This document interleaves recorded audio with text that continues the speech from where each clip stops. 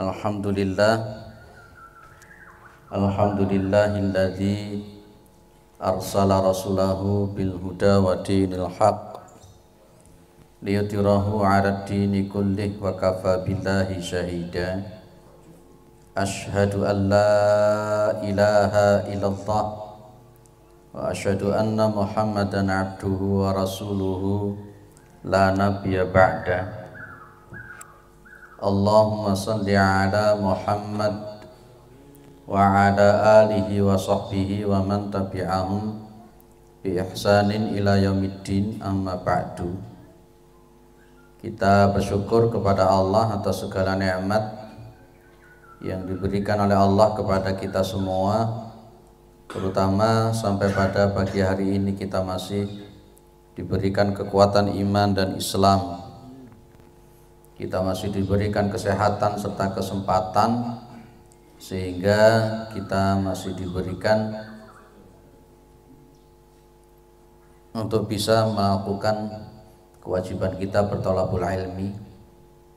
Mudah-mudahan kesempatan semacam ini senantiasa diberikan oleh Allah sampai nanti kita menghadap kepada Allah yang tentunya dalam posisi husnul khatimah. Salawat salam tetap terlimpahkan kepada Rasulullah Muhammad SAW sebagai khatamil anbiya wal mursalin, penutup para nabi dan rasul, yang tidak ada nabi lagi, yang tidak ada nabi lagi sesudah Nabi Muhammad SAW. Para jamaah yang dimuliakan oleh Allah, masih membahas kisah-kisah orang terdahulu dalam kitab Qasasun Nabawi. Di pertemuan sebelumnya ada kisah yang cukup menarik dan sudah kita bahas. Pembahasan yang pertama dulu, yakni berkenaan dengan seseorang wanita yang lagi menyusui anaknya, bayinya, yang kemudian ada seseorang laki-laki yang berjalan dengan memakai kendaraan yang bagus, pakaian yang bagus, kondisi yang bagus, dan seterusnya, yang kemudian sang ibu itu berdoa kepada Allah supaya anaknya seperti laki-laki tadi.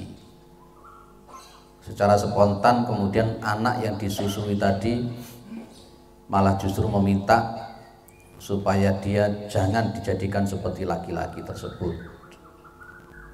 Kemudian lewat seorang wanita yang lagi dipukuli, yang lagi diseret-seret karena dituduh berzina, dituduh mencuri. Sang ibu secara spontan meminta kepada Allah supaya anaknya tidak seperti wanita tadi yang dipukuli tadi.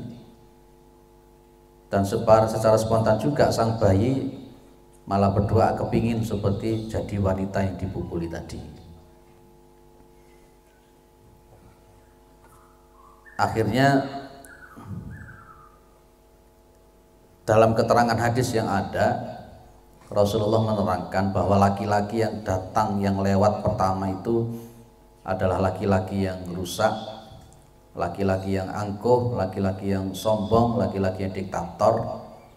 Sementara wanita yang tadi dipukuli, yang dituduh zina, dituduh mencuri adalah wanita yang salihah, yang betul-betul bertakwa dan beriman kepada Allah, dan dia difitnah. Ya, difitnah. Yang sudah kita bahas juga dulu adalah tentang barometer kesuksesan. Barometer kesuksesan yang sudah saya sampaikan bahwa barometer kesuksesan seseorang dan juga barometer kesuksesan anak-anak kita itu bukan terletak pada ekonominya, bukan kerjaan yang bagusnya. Tapi dulu sudah kita bahas bahwa ketakwaan itulah, dan kemudian kita sudah paparkan tentang bagaimana seharusnya mendidik anak kita. Baik, kemudian yang berikutnya kita akan bahas lagi annal kibra wa tajabbura sifatu ahlin nar. Tadi sudah saya katakan bahwa laki-laki yang lewat yang pertama tadi itu adalah orang yang sombong, orang yang angkuh, orang yang diktator. Yang sang anak tadi itu minta sama Allah supaya tidak dijadikan seperti laki-laki tersebut. Sementara sang ibu hanya menilai dari fisiknya, minta kepada Allah supaya anaknya seperti laki-laki tersebut. Nah, yang kita pahami Bapak Ibu, dari mana sang anak itu tahu? Dari mana sang anak itu tahu kalau laki-laki tadi itu adalah laki-laki yang rusak, laki-laki yang sombong, laki-laki yang diktator, laki-laki yang angkuh? Kalau pertemuan sebelumnya saya bilang, inilah yang disebut dengan khariqun lil adah. Khariqun lil adah, sesuatu yang di luar nalar, sesuatu yang di luar kebiasaan, adat istiadat. Sang bayi paham siapa sebenarnya sang laki-laki, dan itu tentunya adalah pemberian dari Allah Subhanahu wa Ta'ala. Itu menunjukkan bahwa kesombongan, keangkuhan, kediktatoran itu merupakan ahli neraka, tidak diperkenankan. Baik, Bapak Ibu yang dimuliakan oleh Allah, dulu pernah kita bahas tentang masalah kesombongan itu ya, tentang masalah kesombongan itu. Di antaranya Rasulullah Muhammad SAW pernah mengatakan, la yadkhulu al jannata man kana fi qalbihi mithqalu habatin min khardalin min kibrin. Tidak masuk surga orang-orang yang di dalam hatinya itu ada setitik kesombongan. Suatu saat Rasulullah Muhammad SAW itu bilang sama para sahabat, ala ukhbirukum, ya, ala ukhbirukum.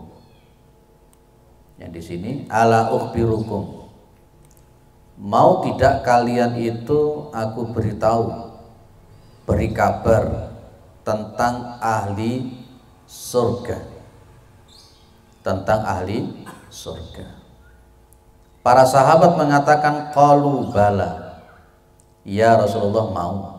Maka qala Rasulullah sallallahu alaihi wasallam, kullu dha'ifin mutadha'ifin lau aqsama 'ala Allahi la barrahu. Yang disifati ahli surga oleh Rasulullah Muhammad SAW itu adalah kullu dha'ifin, orang yang lemah,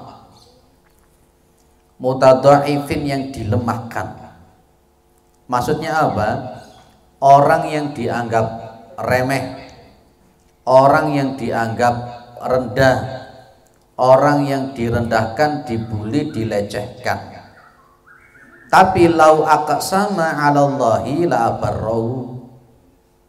Tetapi andai kata orang yang tadi direndahkan, diremehkan, itu dia bersumpah atas nama Allah, la barrahu, maka pasti Allah itu akan berbuat baik kepada dia. Maksudnya apa?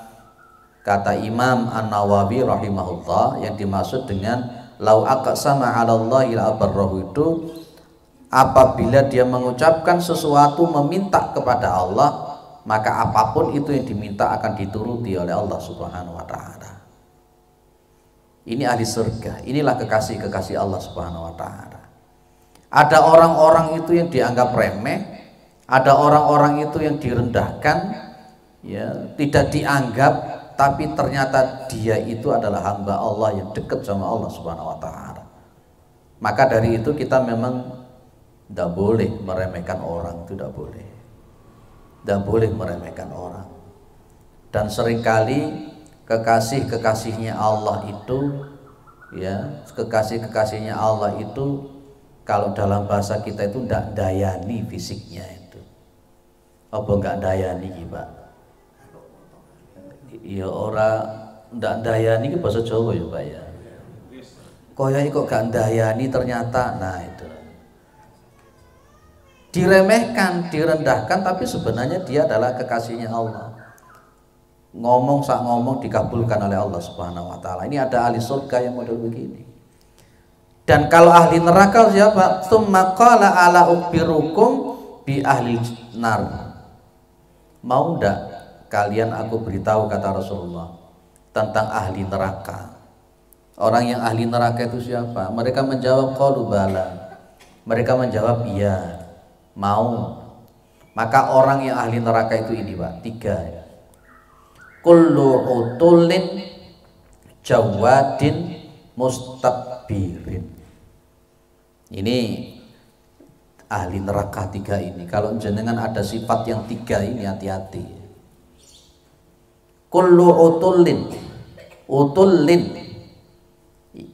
para ulama tafsir, mufassir sunnah itu mengatakan utulin itu orang yang kasar, tidak punya etika. Yang kedua jawadin, yang tidak sabaran. Yang ketiga mustakbirin, yang sombong. Biasanya orang-orang yang kasar karena konteksnya dia tidak punya akhlak. Jadi dulu pernah kita bahas, orang yang tidak punya akhlak itu bisa menghapuskan amalan soleh. Masih ingat ya hadisnya wanita yang tiap malam tahajud?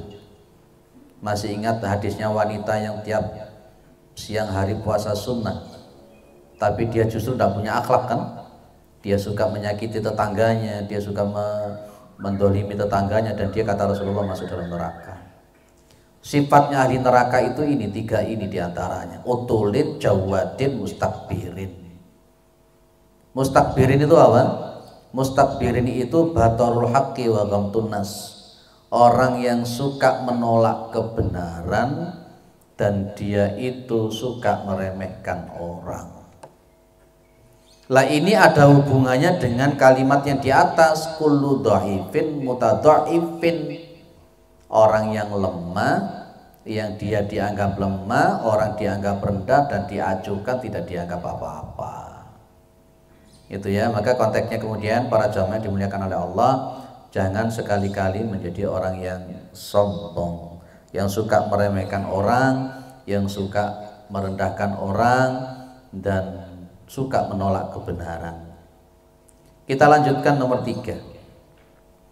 Annal ibrata bima fil qalbi min khairin wa syarrin wa laysat al ibratu bi jamalis surati wal ayati. Sesungguhnya penilaian, ibrah penilaian, saya artikan penilaian di sini. Barometer penilaian seseorang itu bima fil qalbi, itu dengan apa-apa yang ada di dalam hati. Min khairin wa syarrin, dari kebaikan dan kejelekan. Walaisat ala ibratu bijamali surati wal hayati, dan bukanlah penilaian kemuliaan seseorang itu dengan bagusnya bentuk dan keadaan, bukan. Maka Nabi Muhammad SAW mengatakan begini, innallaha la yanduru ila suwarikum wa amwalikum. Sesungguhnya Allah itu tidak melihat kepada bentuk rupa kalian dan tidak melihat kepada harta. Ini pakai kata-kata innallaha la yanduru. Sesungguhnya Allah tidak melihat kepada suwarikum, bentuk kalian, wa amwalikum, dan harta kalian. Jangan sampai menilai orang mulia atau tidak itu hanya dari sisi fisik dan ekonomi yang dia miliki. Salah total semacam itu. Jangan menilai kesuksesan orang, kemuliaan orang dari fisik yang dia miliki atau harta yang dia miliki. Apa dikira orang yang tiap hari pakai sarung itu berarti soleh? Belum tentu. Apa dikira orang yang pakai sorban tiap hari itu dia soleh? Abu Jahal, Abu Lahab juga pakai sorban. Ya, penampilan itu bukan satu-satunya patokan menunjukkan bahwa dia itu sukses atau mulia di hadapan Allah. Sama dengan anak-anak kita seperti yang kita bahas sebelumnya, jangan menilai kesuksesan anak-anak kita itu dari titel yang dia miliki, atau ekonomi yang dia miliki, atau pekerjaan bagus yang dia miliki.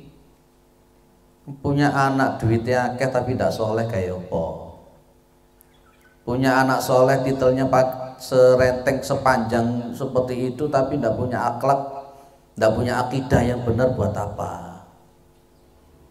Maka dulu kan pernah saya bilang, jangan sampai mengatakan le anakku mondok nantinya mau jadi apa. Jangan sampai mengatakan begitu. Kalau anakku itu menghafal Al-Quran mau nanti kerja apa. Jangan sampai mengatakan begitu. Suatu saat di dalam kisah Israiliyat, ya, namanya saja kisah Israiliyat. Dulu sudah saya jelaskan ada 3 model kisah Israiliyat. Kisah Israiliyat yang ada di dalam Al-Quran, kisah Israiliyat yang ada di dalam Sunnah, dan ada kisah Israiliyat yang bersumber dari orang-orang Yahudi. Yang kita bahas ini kan kisah Israiliyat dari Sunnah Nabi Muhammad SAW, hadis sahih, maka wajib kita terima. Suatu saat ada seorang Nabi Bani Israel, ya, dia itu melihat seekor kucing. Kucingnya itu dalam bahasa kita ini rembes, welek gitu ya. Akhirnya kemudian sang Nabi Bani Israel ini di dalam hatinya cuma bilang, kok ada kucing sejelek ini ya? Cuman bilang begitu, kok ada kucing sejelek ini. Maka kemudian Allah Subhanahu wa ta'ala bilang sama Nabi tersebut, kalau memang kamu sanggup untuk menciptakan kucing sejelek itu, silakan sekarang diciptakan. Allah tidak menerima. Allah tidak menerima makhluknya itu seperti itu kan. Kalau kucing saja Allah tidak menerima, bagaimana kalau dia manusia yang memang betul-betul hamba Allah Subhanahu wa ta'ala. Maka fisik yang dimiliki oleh seseorang, betapa bagusnya fisik, cantiknya dia dan sebagainya, belum tentu dia dimuliakan oleh Allah. Belum. Masih ingat dengan kata-kata iyyakum wa khusyu'an nifaqi, takutlah kalian itu kepada khusyuknya orang-orang munafik. Gimana khusyuknya orang munafik? Orang munafik itu kan casingnya bagus, Pak. Kalau dalam bahasa Al-Quran ucapannya tuh Masya Allah manis. Wa minan nasi may yu'jibuka qawluhu fil hayati dunya wa yushidullaha ala ma fi qalbi wa huwa ala tulkhisam. Di antara manusia itu ada yang mengherankan, mentakjubkan kamu Muhammad tentang ucapannya di dalam masalah dunia. Tapi wa yushidullaha ala ma fi qalbi wa huwa ala tulkhisam. Tapi Allah bersaksi bahwa dia itu yang ada di dalam hatinya, dia adalah alatul khisam, orang yang paling banyak membantahnya tentang syariat Allah. Itu orang munafik, casingnya bagus, tapi sebenarnya hatinya itu akidahnya rusak. Sifatnya orang munafik juga kalau di dalam surah Munafikun juga dijelaskan.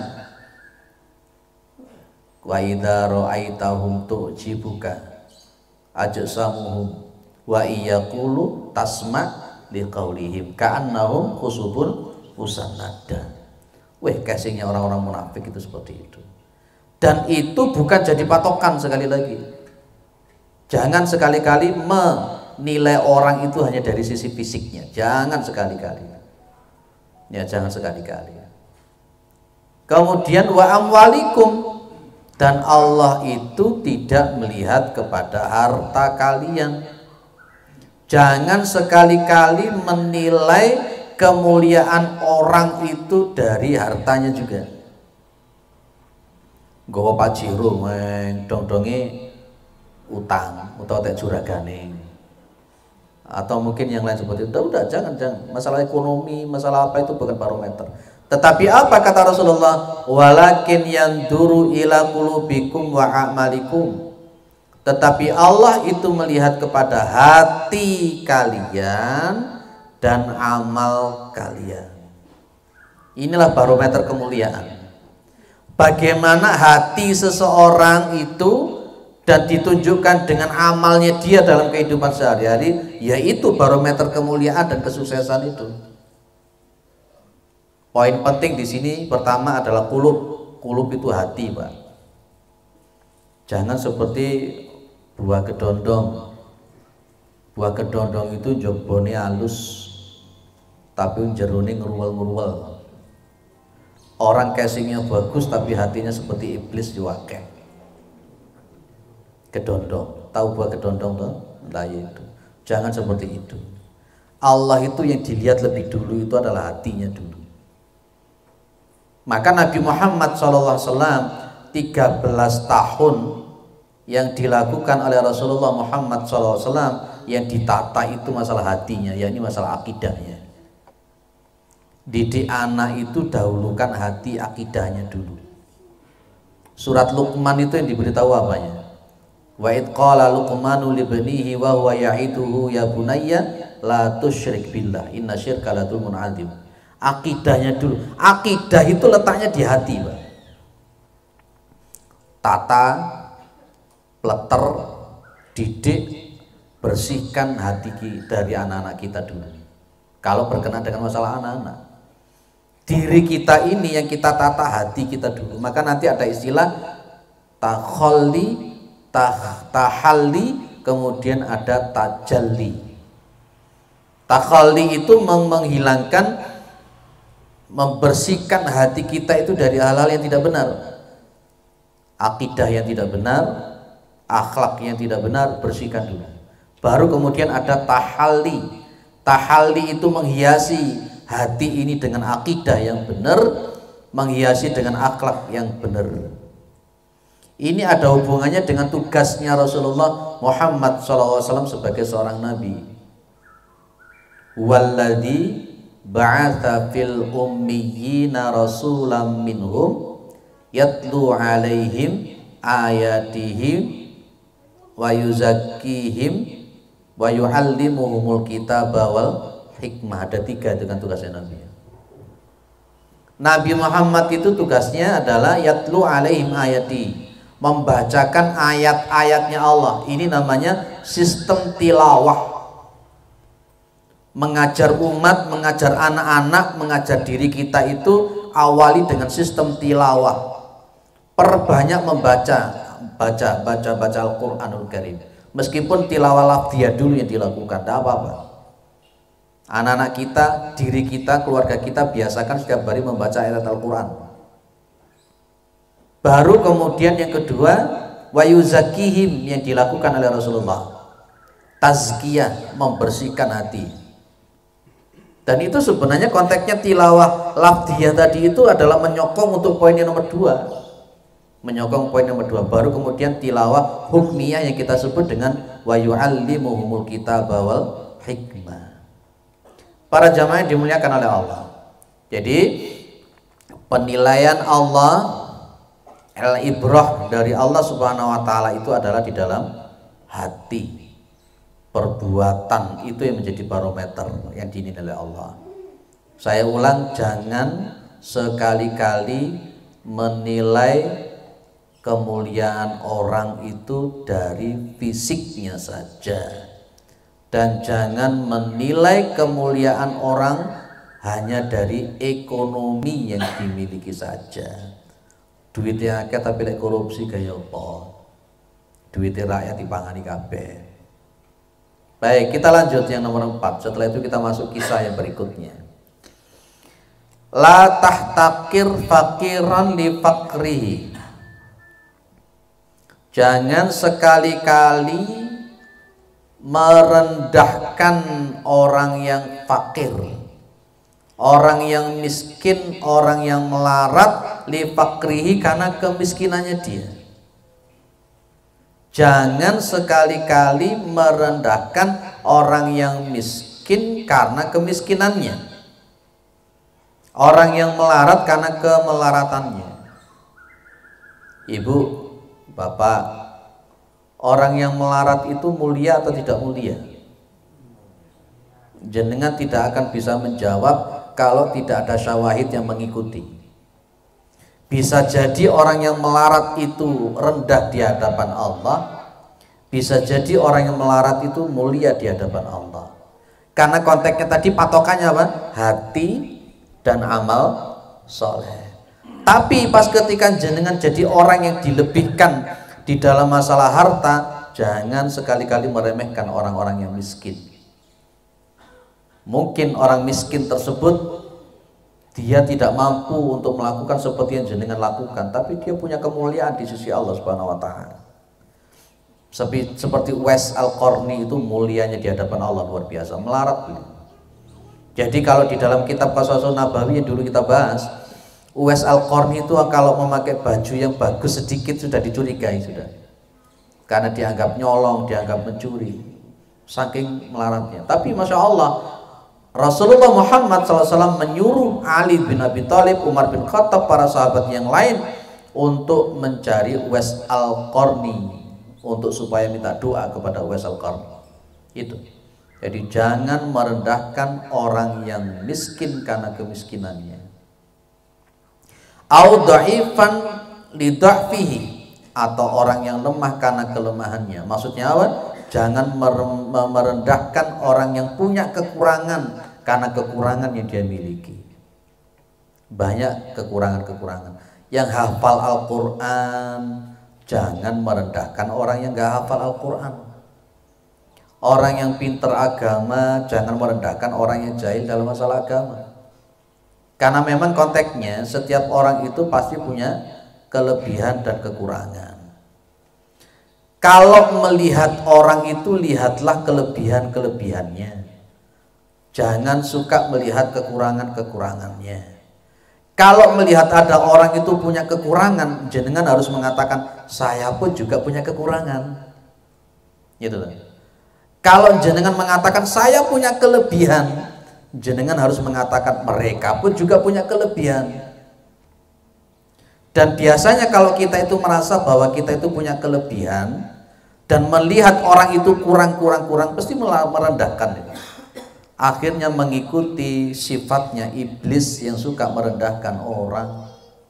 Wa idh qulna lil malaikati isjudu li adama fasajadu illa iblis aba wastakbara wa kana minal kafirin itu. Dan ketika kami berkata kepada para malaikat, usjudu li Adam, sujud kalian kepada Nabi Adam. Fasajadu, maka semua malaikat itu bersujud, Pak, Ibu.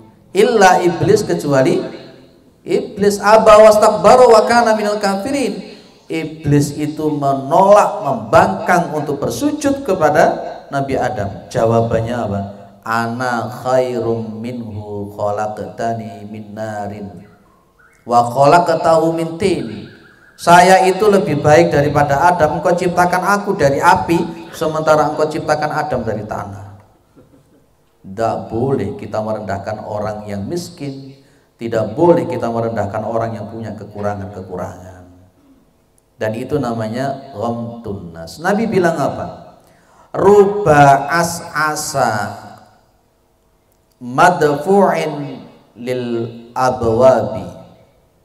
Ruba as'asa madfu'in bil abwabi lau aqsama 'ala Allahi la barrahu. As'asa itu rambutnya madul-madul itu loh, Pak, acak-acakan. Itu as'as. Madfu'in bil abwab, orang yang ditolak di depan pintu. Apa maksudnya begini? Ai la qadralahu indan nasi fahum yadfa'unahu an abwabihim. La qadralahu indan nas, dia itu tidak ada dianggap di manusia itu.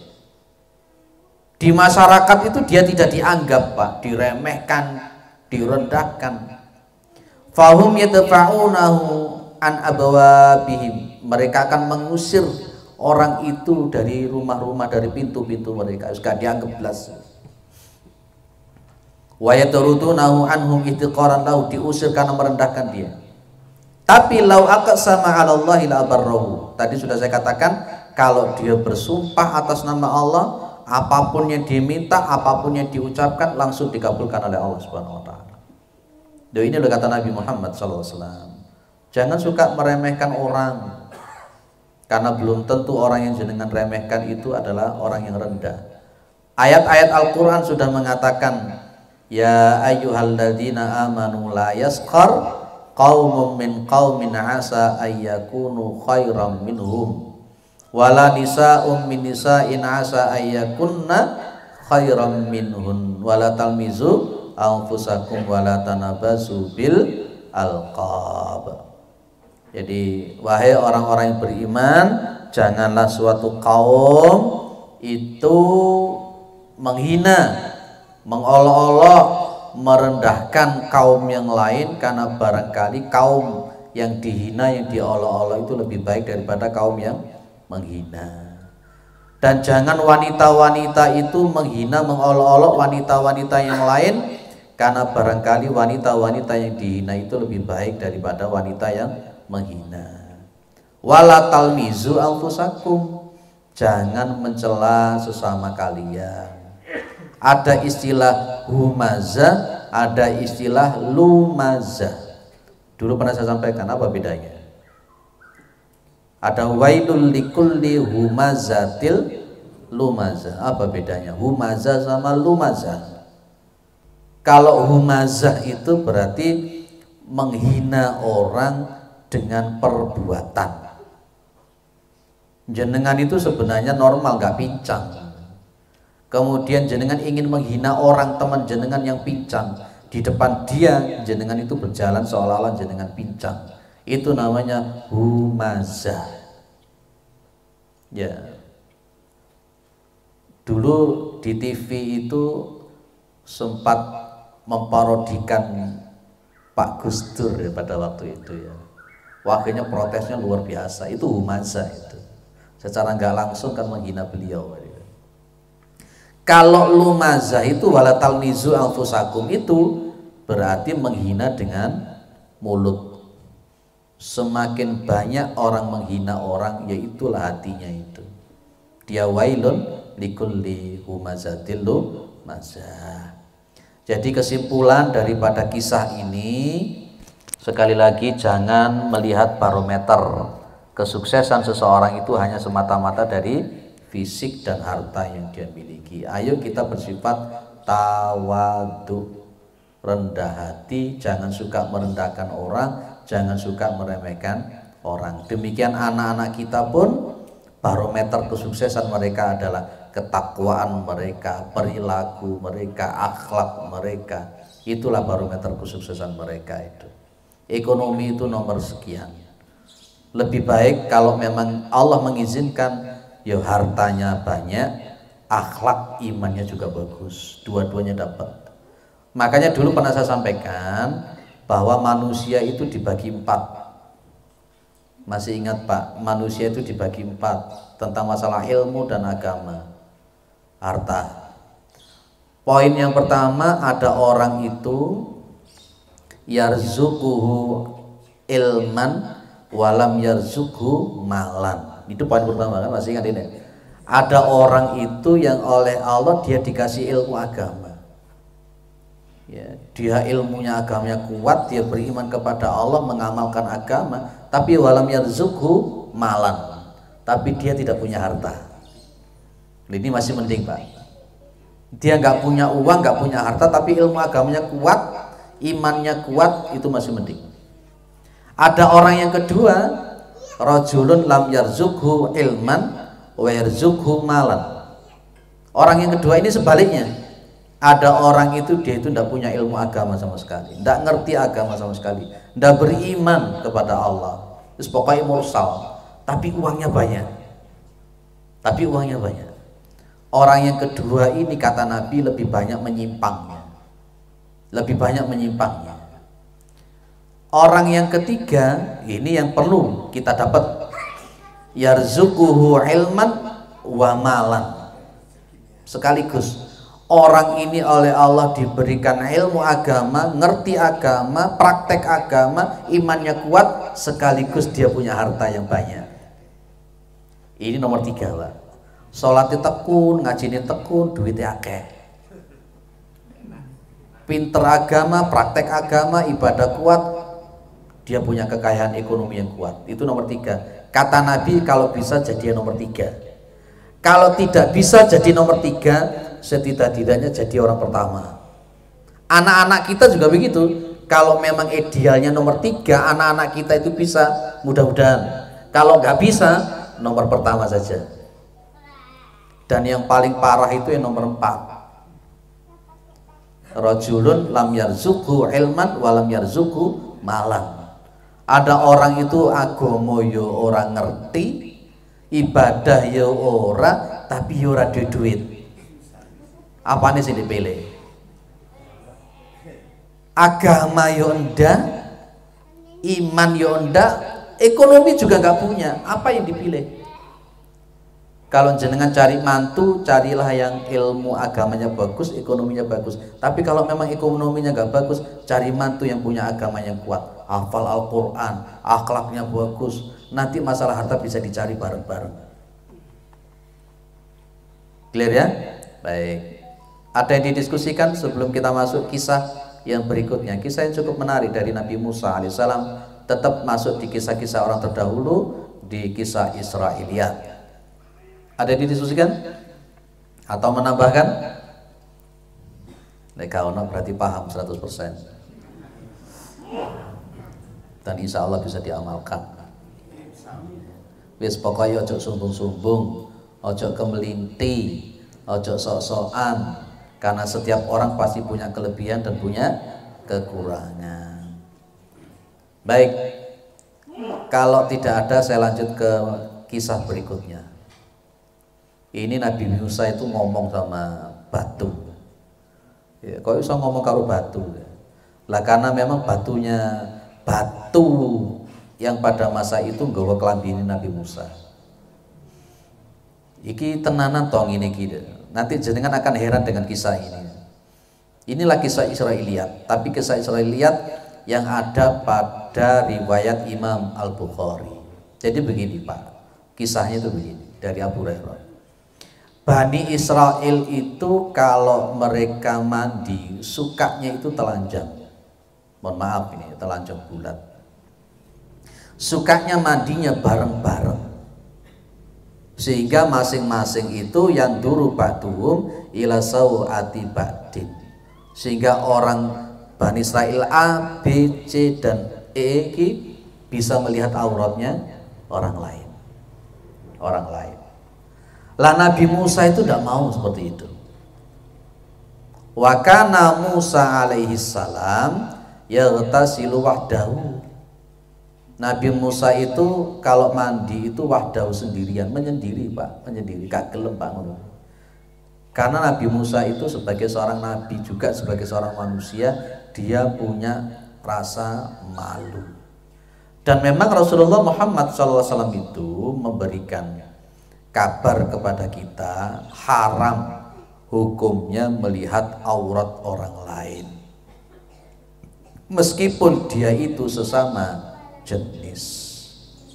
Makanya seorang laki-laki pun wajib menutup auratnya di depan laki-laki yang lain. Apalagi zaman sekarang LGBT itu begitu kuat. Wong lanang doyan karo wong lanang, wong wedok doyan karo wong wedok. Akhirnya HIV/AIDS itu sampai hari ini pun juga tidak pernah ditemukan obatnya. Pasti mati vonisnya. Nah, Nabi Musa alaihissalam itu sebenarnya pengen mengajarkan bahwa perilaku yang semacam itu tidak boleh, memperlihatkan, mempertontonkan aurat itu. Ibu, bapak, aurat orang itu kan ada 4. Aurat laki-laki yang memandang laki-laki, aurat laki-laki yang memandang perempuan, aurat perempuan yang memandang laki-laki, dan auratnya perempuan yang memandang perempuan. Ini 4 aurat, jenis aurat. Kalau untuk auratnya laki-laki yang memandang adalah laki-laki, tetap dia harus menutup aurat seperti yang disabdakan oleh Rasulullah. Kalau namanya laki-laki itu auratnya ujung udel ini sampai lutut. Dan tidak diperkenankan meskipun dia seorang laki-laki dia memakai baju yang ketat dan menerawang, itu tidak boleh. Dulu kan sudah kita bahas tentang masalah itu di sini, masalah itu. Tidak boleh memakai baju yang ketat dan tidak boleh pakai baju menerawang. Orang gowes-gowes itu pakai celana sing ketat sampai seperti itu, tidak boleh sebenarnya itu. Tidak boleh. Ya. Terus kemudian auratnya laki-laki yang melihat perempuan. Tetap sama auratnya laki-laki kalaupun yang melihat itu perempuan. Dari mana? Pusar sampai lutut. Kalau anak-anak jenengan berenang di kolam renang yang ternyata itu tidak bisa sama laki-laki perempuan, ternyata cuma memakai itu saja, Masya Allah, itu berarti membuka aurat. Ya. Yang ketiga, auratnya perempuan yang melihat laki-laki. Auratnya perempuan yang melihat laki-laki. Maka auratnya itu seluruh tubuh kecuali muka dan telapak tangan. Kalau Imam Asy-Syafi'i lebih ketat lagi, dan beliau menganjurkan untuk wanita-wanita itu pakai cadar. Karena kata-kata zinatun di situ itu adalah termasuk muka, dan termasuk muka ini memang banyak untuk membawa dan menggoda manusia laki-laki itu. Sehingga kalau jenengan mengatakan bahwa cadar itu budaya Arab, itu keliru. Justru budaya Arab asli itu wanita itu malah muda-muda begitu. Asli Arab Badui itu. Dan menutup aurat pakai cadar itu bukan budaya Arab.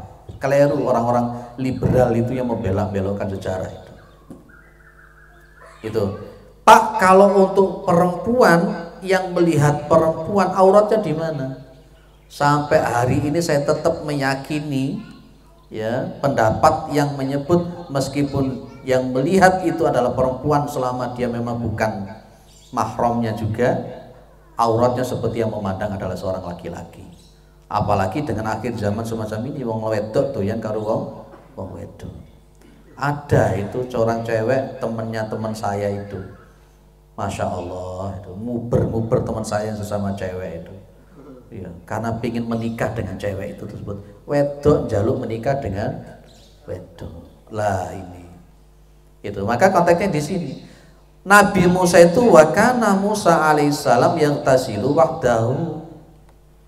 Nabi Musa itu orangnya malu. Nah, pas ketika Nabi Musa alaihissalam itu mandinya sendirian, lah kok orang-orang Yahudi Bani Israel ngomong, wallahi demi Allah, wallahi demi Allah, tidaklah yang menghalangi Nabi Musa untuk mandi bersama kami illa annahu adar, kecuali karena dia itu adar. Adar itu ya kayak semacam aib yang mungkin ditutup-tutupi itu, atau ada yang mengatakan sesuatu yang jorok sebenarnya maknanya itu. Saya tidak mau mengatakan itu di sini. Baik. Kemudian qala fadhahaba marratan yaghtasilu fawadu'a taubahu ala hajarin. Allah punya kehendak di sini, dugaan daripada Bani Israel kalau Nabi Musa punya aib yang ditutupi sehingga tidak mandi bareng-bareng tadi itu. Bagaimana cara Allah membuka? Maka Nabi Musa alaihissalam suatu saat beliau itu mandi sendirian. Fadhahaba marratan yaghtasilu, suatu saat beliau itu mandi, pergi untuk mandi, dan beliau meletakkan bajunya di atas batu. Meletakkan bajunya di atas batu. Lah kok fafarra al-hajaru bi thawbi, maka batu tersebut lari, Pak. Jenengan percaya dengan hadis ini? Fafarra al-hajaru bi thawbi, batunya tadi itu lari membawa bajunya si Nabi Musa. Percaya enggak? Kayaknya di luar nalar ya. Inilah kisah Israiliyat. Kalau jenengan itu membaca hadis-hadis Israiliyat yang hubungnya Israiliyat, mesti jenengan kalau memakai logika itu mesti ndak madul. Lah piye yang namanya batu kok iso melayu ini? Bajunya Nabi Musa dibawa lari oleh batu tadi. Percaya benda? Lah jenengan gak percaya hukumnya apa? Ndak apa-apa. Ini diriwayatkan oleh Imam Al-Bukhari. Ini riwayat Al-Bukhari, Kitabul Ghusli, Babu man irtasala uryanan wahdahu fil khalwati. Jangan cari nanti di kitab Sahih Bukhari tentang bab mandi dalam keadaan tidak memakai baju. Nah, jadi orang-orang liberal akan langsung menolak ini. Idza arada syai'an ayyaqula lahu kun fayakun, itu jelas. Pada masa Rasulullah ada pohon yang rukuk dan hadisnya juga sahih. Kalau saya hakul yakin percaya dengan hadis ini, karena Israiliyat yang bersumber dari sanad yang sahih wajib kita terima. Dan jenengan tidak perlu berpikir yo apa carane watu iku melayu. Kayak seperti Bani Israel itu ditunjukkan pas ketika sapi yang sudah disembelih itu kan ya, yang macam-macam dipukulkan kepada orang yang mati hidup dan bisa ngomong. Percaya kita dalam Al-Quran, dan masih banyak kisah-kisah yang lain. Saya sengaja untuk mengambil kitab ini dengan kisah yang aneh-aneh macam ini, untuk supaya kita lebih memperdalam akidah kita, bagaimana kepercayaan kita kepada sunnah Nabi Muhammad SAW. Di antara keimanan kita kepada Rasulullah itu adalah tasdiqun bima akbaroh. Kalau kita memang mengaku beriman kepada Nabi, maka kita wajib membenarkan apa yang dikabarkan oleh Rasulullah SAW. Kalau memang sanadnya sahih, wajib kita terima. Ada batu yang lari membawa bajunya Rasul Musa alaihissalam. Insya Allah jenengan orang-orang yang percaya. Kalau masih ragu-ragu hukumnya apa ini? Saya cuma mengatakan orang yang tidak percaya dengan apa yang dikabarkan oleh Rasulullah, sementara hadisnya itu sahih dan bisa dipertanggungjawabkan dalam konteks penelitian ilmiah, maka berarti sama dengan menolak risalah Rasulullah Sallallahu Alaihi Wasallam. Khorikun ada semacam ini jangan dipikir pakai akal. Kalau dipikir pakai akal, banyak ayat-ayat yang jenengan tolak. Contoh, salah satu tokoh liberal itu tidak percaya kalau Nabi Musa itu memukulkan tongkatnya ke laut, kemudian laut itu terbelah. Tidak percaya sama sekali dia. Mudah-mudahan orangnya sekarang sudah tobat, karena sudah nggak mendengar lagi statementnya dia. Dan dia mengatakan mana mungkin juga seekor burung ababil mengambil batu dari neraka dan kemudian dilemparkan kepada Raja Abraha dan bala tentaranya. Orang liberal tidak percaya lagi. Kita di sini pakai iman. Batu ini membawa bajunya Nabi Musa. Akhirnya, masya Allah, qala fajama'a Musa bi'itrihi, maka kemudian Nabi Musa itu mengumpulkan jejak-jejaknya dari batu yang lari itu tadi.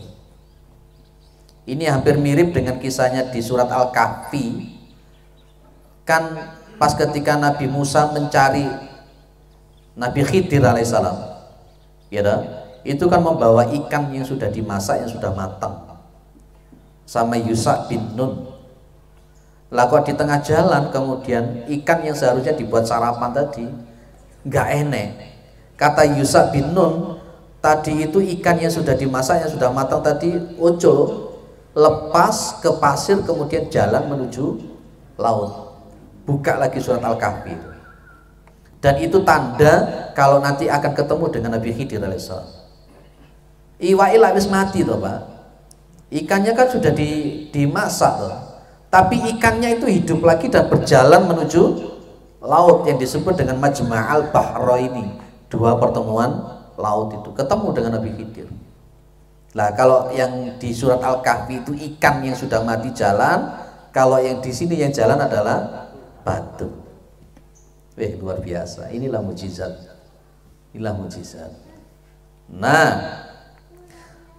Nabi Musa itu ngejar mengumpulkan jejaknya daripada batu ini sambil ngomong ya pulu thaubi hajar. He watu iku klambiku. Gonrene klambiku. Bahasa Indonesianya begitu. Thaubi hajarun. Itu bajuku wahai batu, bajuku, bajuku, bajuku. Sambil mengejar apa? Batu itu tadi. Akhirnya, masya Allah, auratnya Nabi Musa kelihatan. Hatta nadorot Banu Israel ila sawati Musa, sampai akhirnya Bani Israel tadi yang menuduh Nabi Musa itu punya aib bla bla bla bla itu melihat auratnya Nabi Musa alaihissalam. Akhirnya mereka mengatakan qalu wallahi ma Musa ma bi Musa min ba'sin. Nabi Musa itu tidak punya sakit apa-apa, tidak punya sakit apa-apa, tidak punya aib apa-apa. Kelihatan betul. Faqama al-hajaru hatta nudhira ilaihi. Jadi inilah salah satu poin bahwa Allah itu kalau berkehendak ya kun fayakun. Uang Ibu Maryam saja bisa hamil kok tanpa disetujui orang kok. Ya toh? Nabi Adam saja tidak punya bapak, tidak punya ibu bisa jadi manusia kok. Itu apalagi kalau hanya sekedar batu digerakkan oleh Allah Subhanahu wa ta'ala. Seperti yang kita bahas tentang masalah hujan dulu, masih ingat Pak? Ada orang yang berdiri di lapangan toh, dia mendengar suara awan yang bicara dulu, masih ingat toh? Iski hadi kota fulan, akhirnya kemudian awan itu bergerak, kemudian menurunkan hujan dan seterusnya. Kisah-kisah Israiliyat dan semacam ini sahih kita amal. Akhirnya kemudian batu ini berdiri, mandek, plek. Bani Israel melihat auratnya Nabi Musa alaihissalam. Maka kemudian qala, Nabi Muhammad kemudian mengatakan, fa akhadha thawbahu fatafiqa bil hajari durban. Maka kemudian Nabi Musa mengambil bajunya dan kemudian memukul batu itu berulang-ulang. Ditempilingi waktu itu, Pak. Waktu itu memang ditempilingi. Masya Allah. Dan mohon maaf, Nabi Musa itu orang yang kuat. Pukulannya Nabi Musa itu setara dengan pukulannya 6 atau 7 orang. Makanya di dalam Al-Quran itu sekali pukul kan mati. Orang siapa? Ada orang Kipti, ada orang Bani Israel. Orang Kipti ditempelin Nabi Musa sekali pukul mati, karena memang pukulannya Nabi Musa itu setara dengan pukulan 6 atau 7 orang. Kadang Nabi Musa kan orangnya gede dhuwur. Nah itu, ini Pak, kisah Israiliyat. Perlu saya garis bawah kembali, kisah Israiliyat kalau berasal dari hadis yang sahih wajib untuk diterima, dan jangan pakai logika atau pakai akal. Baik, yang pertama qillatul haya inda Bani Israel. Bani Israel itu gak duwe isin. Orang-orang Yahudi itu juga gak punya malu. Maka yang perlu kita ambil, orang Muslim itu kan tidak boleh tasyabuh dengan orang-orang kafir. Maka orang Muslim itu harus punya rasa malu. Sekarang muncul pertanyaan sekarang, kira-kira mandi dalam posisi melepaskan baju semuanya itu, tapi dalam konteks sendirian sama orang, boleh enggak? Halo? Boleh, tapi tertutup. Tapi kemudian para ulama menyebutkan waman tasattara fatasatturu afdalu. Ya, kalau jenengan mandi sendirian, jenengan memakai sesuatu yang menutup aurat itu lebih afdal. Dan Nabi Muhammad SAW itu tidak pernah satu kali pun beliau itu mandi meskipun sendirian itu beliau sambil membuka aurat, tidak pernah kanjeng Nabi. Itu Nabi. Karena dulu pernah kita bahas, ada seseorang itu yang mandi dan tanya kepada Rasulullah Muhammad SAW, ya Rasul, bagaimana kalau saya itu mandi sama orang lain? Nabi kan cuma bilang, jangan sekali-kali sampai orang lain melihat auratmu dan kamu melihat aurat orang lain. Kemudian dia tanya lagi, ya Rasul, bagaimana kalau saya mandi sendirian ya Rasul? Maka Nabi hanya mengatakan, Allah itu lebih berhak engkau punya rasa malu di hadapan Allah. Itu menunjukkan bahwa mandi dengan menutup aurat meskipun sendirian itu lebih afdol. Walaupun secara fikih tidak pakai baju ketika sendirian itu boleh. Buktinya siapa? Nabi Musa alaihi assalam di dalam riwayat Imam Al-Bukhari. Lah, orang yang mandi bersama-sama dan kemudian saling memperlihatkan auratnya kepada yang lain, itu hukumnya haram dan itu keluar dari kaidah rasa malu. Di sini kan dikatakan kanat banu Israel yaghtasiluna auratan yanduru ba'dhum ila ba'di sauti ba'di. Yang kedua, haya'u Musa alaihissalam. Nabi Musa itu punya rasa malu, Bapak. Semua nabi-nabi dan rasul terdahulu itu semuanya punya rasa malu, dan itu akhlak yang baik. Maka di sini disebutkan wa kana Musa alaihissalam yaghtasilu wahdahu. Nabi Musa alaihissalam kalau mandi itu sendirian. Di sini disebutkan inna Musa kana rajulan hayyan satiran atau sitiran. Nabi Musa itu adalah sesungguhnya orang yang punya rasa malu, penutup, pemalu. Itu Nabi Musa alaihissalam. Nabi Musa alaihissalam. La yura min jildihi syai'un istihya'an minhu. Jadi Nabi Musa itu suka menutupi kulit beliau itu pakai baju yang rapat, karena beliau malu kalau tersikap gitu. Kayak seperti Nabi Muhammad SAW pas ketika menganu Ka'bah itu kan tersingkap kan kaki beliau itu, beliau langsung turun gitu. Kalau untuk laki-laki punya rasa malu bagus, kalau untuk perempuan jauh lebih bagus. Kalau untuk perempuan yang tidak punya rasa malu itu berarti ya terlalu. Itu terlalu. Termasuk di dalam masalah aurat. Bapak Ibu yang dimuliakan oleh Allah, jenengan punya anak perempuan, saya juga punya anak perempuan, jenengan juga punya istri perempuan, punya adik perempuan. Sekarang ini di akhir zaman yang namanya menutup aurat itu seperti tidak penting lagi. Coba jenengan amati di jalan-jalan itu. Hampir tiap hari jenengan akan mengamati orang-orang yang suka membuka aurat itu. Dan bagi laki-laki yang punya istri yang buka aurat dibiarkan dan dia tidak punya cemburu, haram dia untuk mendapatkan bau surga. Itu namanya dayus. Dayus itu adalah laki-laki yang tidak punya cemburu terhadap istrinya, termasuk pas ketika istrinya itu membuka aurat, dilihat oleh laki-laki, dilihat oleh yang bukan mahramnya, dia tenang-tenang saja. Itu namanya dayus. Dan orang semacam ini meskipun ibadahnya bagus, dia diharamkan untuk masuk dalam surga. Kenapa? Yaitu tadi, karena dia membiarkan istrinya itu untuk melakukan kemaksiatan, dan kemaksiatannya itu parah. Kemaksiatannya itu parah. Kenapa? Umpamanya contoh, ada anak muda melihat istri jenengan yang buka aurat, dia kemudian dalam kehidupannya pikirannya terpikirkan istri jenengan yang cantik itu. Mau tidur dibayangkan istri jenengan, mau mandi dibayangkan istri jenengan. Itu jenengan memberikan peluang semacam itu. Tutup auratnya istri jenengan, tutup auratnya anak jenengan.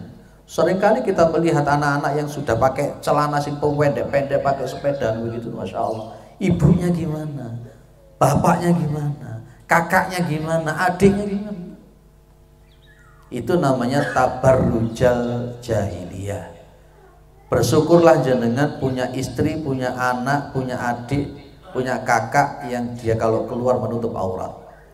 Tapi kalau jenengan kemudian punya adik, punya kakak, punya anak, punya keluarga, punya istri, tidak menutup aurat dan dia keluar dari rumah dan jenengan tidak peduli tentang masalah seperti itu namanya dayus.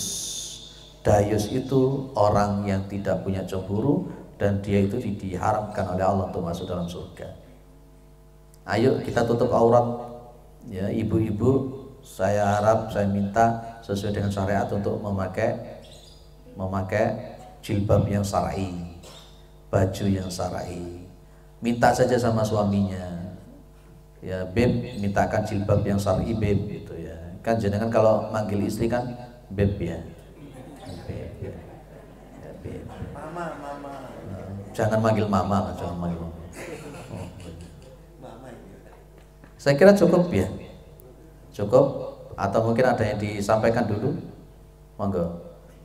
Ini kan tadi yang masalah aurat laki-laki atau wanita yang sendirian besar kan yang tahu kok. Nah sekarang kan sudah mulai berubah.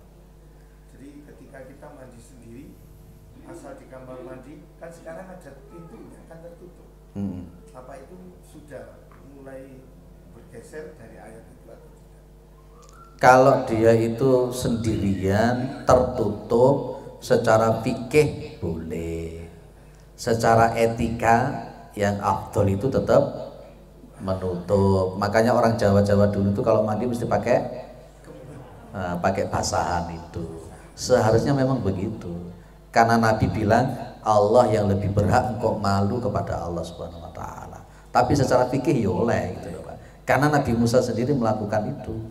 Lah, apakah syariatnya Nabi Musa tetap dibawa kepada zaman Nabi?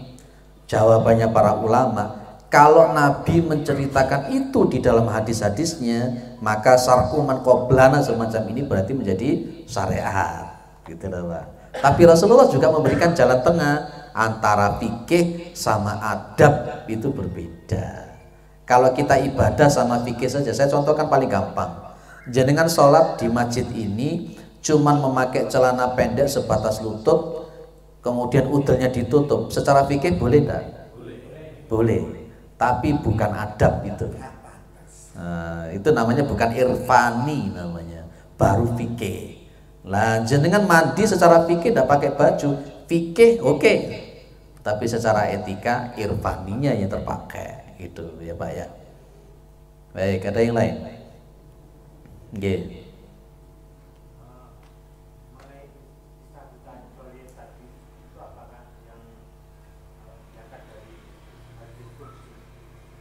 Apa itu Pak? Oh iya, kisah-kisah Israiliyat itu rata-rata adalah dari hadis Nabawi. Rata-rata dari hadis Nabawi, tidak dari hadis Qudsi. Jadi Rasulullah yang bercerita langsung, dan bercerita langsung tentunya juga wa mayantiqu 'anil hawa in huwa illa wahyu yuha. Rata-rata dari hadis Nabawi. Ada perbedaan antara hadis Qudsi dengan hadis Nabawi gitu.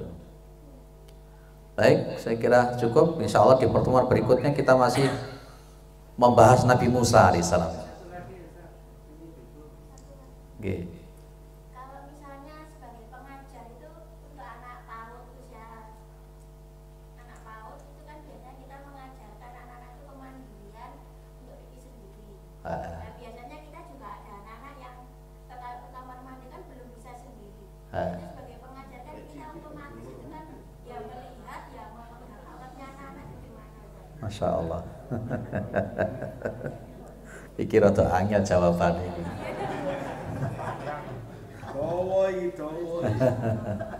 Kate diolehi juga nanti secara pendidikan juga nggak bagus ya. Digoleki guru TK lanang yo angel kan itu ya. Ya, digoleki guru TK anu yo angel.